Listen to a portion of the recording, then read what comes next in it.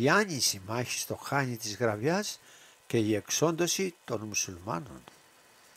Μάχη 117 γενναίων Ελλήνων εναντίον 9.000 μουσουλμάνων.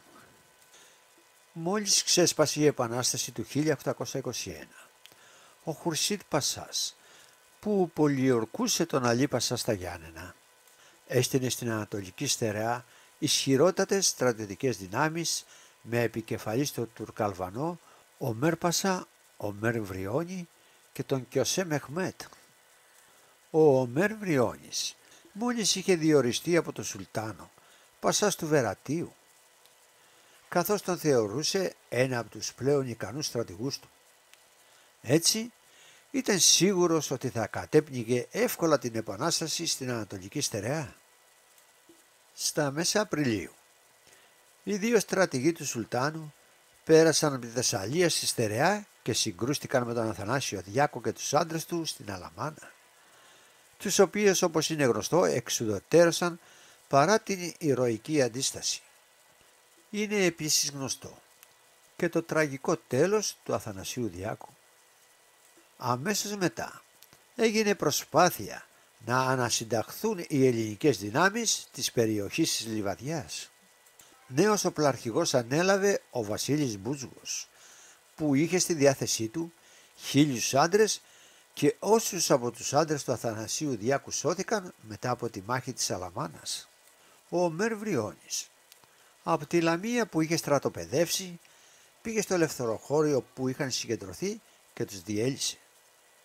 Το ηθικό των επαναστατημένων Ελλήνων είχε αρχίσει να κλονίζεται και η επανάσταση σε στερεά Ελλάδα και Πελοπόννησο κινδύνευε σοβαρά. Ο Ομέρ Βριώνης πίστευε ότι θα μπορούσε να προσετεριστεί τον Ανδρούτσο. Γι' αυτό, όταν πληροφορήθηκε ότι βρίσκεται στη στερεά Ελλάδα, του έστειλε μια επιστολή με την οποία του ζητούσε να συμπράξει μαζί του και ως αντάλλαγμα του πρόσφερε την οπλαρχηγία όλης της Ανατολικής Στερεάς. Ως τόπος συνάντησης ορίστηκε το Χάνι της Γραβιάς. Αυτός άλλωστε ήταν και ο λόγος που ο Ανδρούτσος βρέθηκε εκεί. Μόνο που τον Ομέρ Βριώνη τον περίμεναν στη Γραβιά ιδιαίτερα δυσάρεστες εκπλήξεις. Στο Χάνι της Γραβιάς πραγματοποιήθηκε συμβούλιο των οπλαρχηγών. Από την επιστολή του Ομέρ Βριώνη στον Ανδρούτσο διαφαινόταν ότι ο Τουρκαλβανός στρατηγός θα έφευγε από τη Λαμία και θα κατευθυνόταν προς το Γαλαξίδι και από εκεί με πλοία θα μετέβαινε στην Πελοπόννησο, καθώς θεωρούσε ότι αν πήγαινε στο Μοριά μέσω Ισθμού στη διαδρομή θα είχε να αντιμετωπίσει πολλά προβλήματα στις στενές και δύσβατες διαβάσεις που θα ακολουθούσε. Στο Συμβούλιο, ο Ανδρούτσος επέμενε να αμυνθούν στο Χάνι, ενώ ο Διοβουνιώτης με το Πανουριά διαφωνούσαν και ήθελαν να αμυνθούν δεξιά και αριστερά από αυτό. Οι Έλληνες ήταν 1.300, ενώ ο Ομέρ Βριώνης είχε στη διάθεσή του περισσότερους από 9.000 άντρες. Ο Ανδρούτσος ήθελε να αμυνθούν στο Χάνι, γιατί οι αντίπαλοι θα ήταν ακάλυπτοι και θα δεχόταν πυρά κατά μέτωπο. Βέβαια, υπήρχε ο κίνδυνος επειδή το Χάνι ήταν πληνθόκτιστο να τον γκρεμίσουν με ευκολία οι Τούρκοι. Τελικά ακολουθήθηκε μία μέση λύση. Ο Πανουργιάς και ο Διοβουνιώτης πήραν θέση αριστερά από το Χάνι στο δρόμο προς το βουνό Χλωμό, ενώ στα δεξιά στη λεγόμενη Κρίνη του Σίντσικα ο έμπιστος του Ανδρούτσου Χρήστος Κοσμάς Σουλιώτης. Ο Ανδρούτσος ανέλαβε ο ίδιος να πολεμήσει από το Χάνι. Τότε έκανε κάτι το εξαιρετικά συνήθιστο, μη θέλοντας να επιβληθεί σε κανένα, αλλά ζητώντας ουσιαστικά εθελοντές, συμπολεμιστές, φώναξε: «Παιδιά, όποιος θέλει να με ακολουθήσει, ας πιαστεί στο χορό», και άρχισε να τραγουδάει το γνωστό κλέφτικο «Κάτω του βάλτου τα χωριά». Πρώτος πιάστηκε δίπλα του ο Γκούρας. Ακολούθησε ο πιστός του σύντροφος του Λκαβανός Γκίκας Μουσταφάς. Ακολούθησαν οι αξιωματικοί Παπανδρέας, Τράγκας, Μάρος, Βουντούνης, Γοβγίνας, Καπλάνης και άλλοι. Συνολικά 117 πιάστηκαν σε αυτό τον αλόκοτο χορό. Όλοι αυτοί μπήκαν στο Χάνι, έκλεισαν πρόχειρα τις πόρτες και άνοιξαν πολεμίστρες. Ο έφορας των Σαλώνων, αναγνώστης και Χαγιάς, μόλις που πρόλαβε να τους μεταφέρει πολεμοφόδια, καθώς ήδη οι Τούρκοι είχαν φτάσει. Ο Μερμβριώνης ασχολήθηκε αρχικά με όσους βρίσκονταν έξω από το Χάνι. Στέλνοντας ισχυρές δυνάμεις εναντίον τους, ανάγκασε τους Έλληνες να φύγουν προς τα ορεινά μέρη. Η αντίσταση που προέβαλαν κάφθηκε από τους πολύ περισσότερους αριθμητικά Τούρκους. Έτσι έφτασε η ώρα της αλήθειας. Ο Οδυσσέας Ανδρούτσος εναντίον ο Μερβριώνη στο Χάνι της Γραβιάς. Η μεγάλη μάχη, το τουρκικό Βατερλό. Ο Μερβριώνης έστειλε έναν έφυπο δερβίση, Τούρκο ιερωμένο, να επαναλάβει τις προτάσεις για σύμπραξη στον Ανδρούτσο. Ο Οδυσσέας Ανδρούτσος τον ρώτησε: «Πού πας ρε Τούρκο?» «Να αποτάξω ή να σφάξω άπιστους», απάντησε εκείνος.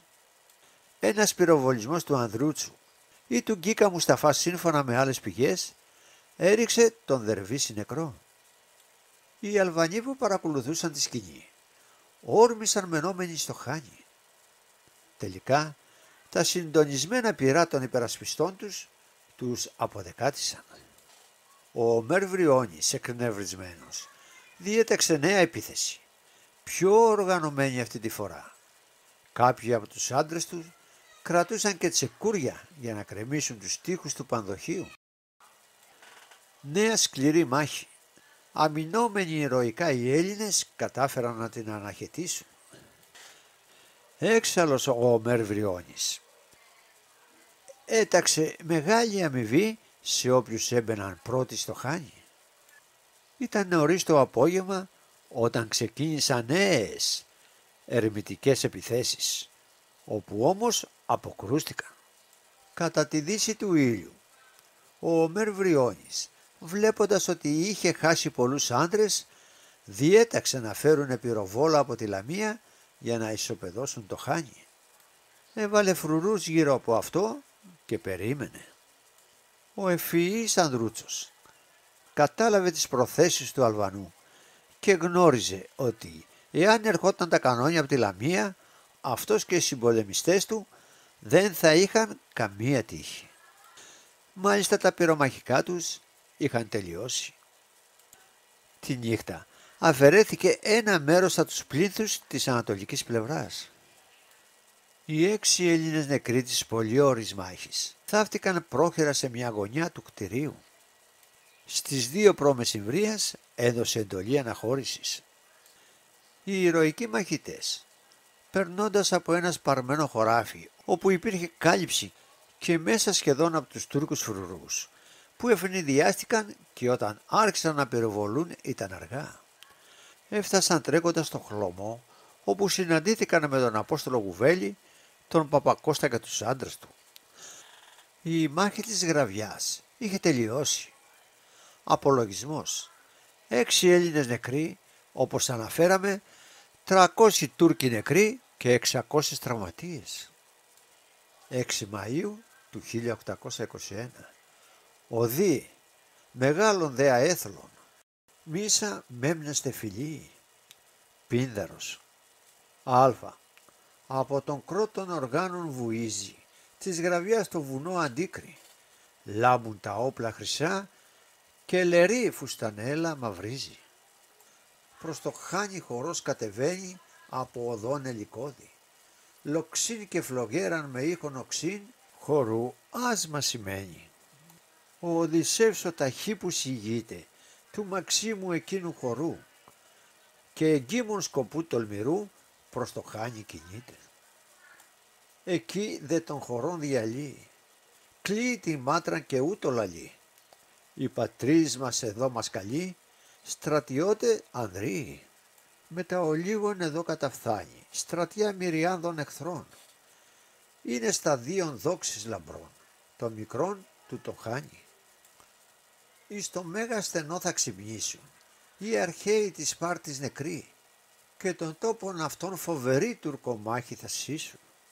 Η σκιά του Διάκου παρέκει, του Ισούβλαν ψηθέντων σκληράν, με μεγάλη θα ακούσει χαράν να βροντά το τουφέκι.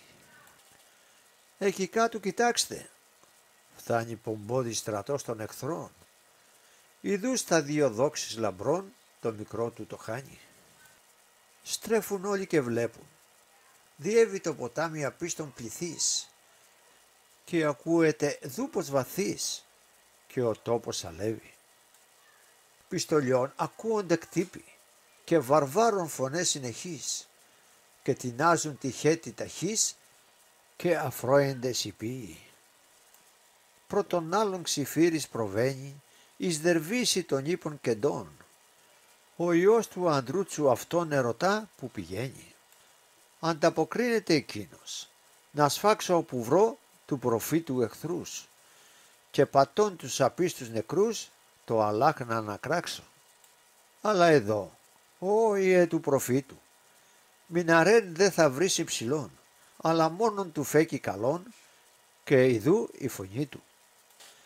Και ηνίες και σπάθη να αφήνει, ο δερβής στα στέρνα πληγής και με κρότων πεσών καταγής, ρήθρον αίματος χύνει.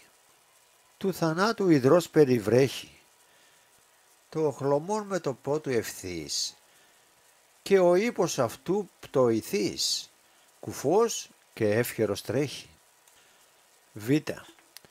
Καθώς όταν ο βαριάς ρηγοβόλος με ακάθεκτον πλέει ορμήν και ο βαθύς του πελάγου πυθμήν κατασύεται όλος. Των εχθρών ούτε σύει τα στήθη κρατέα, ψυχοφόρος οργή και ακούεται λύσης κραυγή από τα αμέτρητα πλήθη. Σώμα μέγα, πυκνών, ταραχώδες, αλλά αλλάζον ορμά με κραυγήν και βαρύδουπον σκάπτουν τη γην, σιδηροί ύπον πόδες. Αλλά ακίμητο πήρε εκ της μάνδρας, τους ορμώντας προσβάλλει εχθρούς και εξαπλώνει τριγύρω νεκρούς, νεκρούς ύπους και άνδρας. Ούτε εν όπλον εις μάτιν καπνίζει, ούτε εν όπλον εις μάτι βροντά, κάθε βόλη συρίζον πετά και τα κρέατα σχίζει.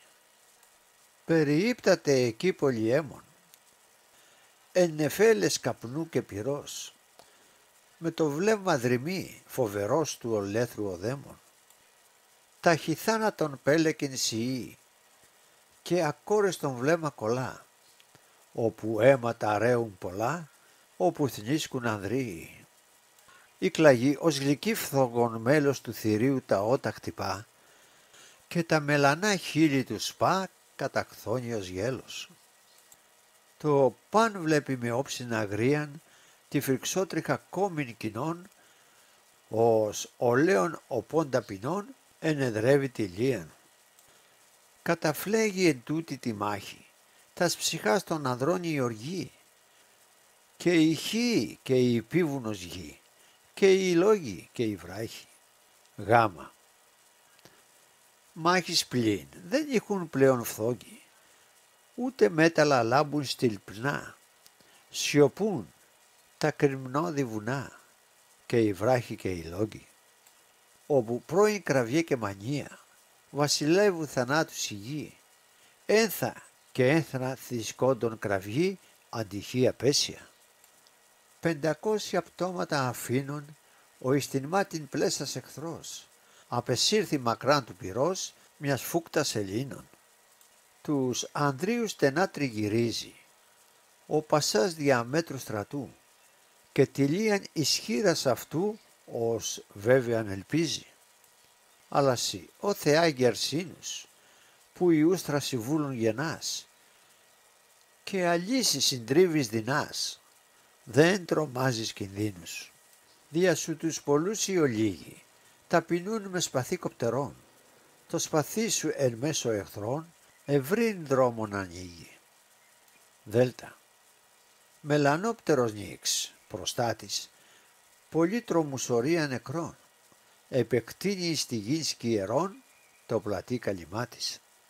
Και ιδού η σαφύρινη κάμπη, από τα άστρα γεμίζουν λαμπρά και εκ το μέσον αυτών αργυρά η πανσέλινος λάμπει.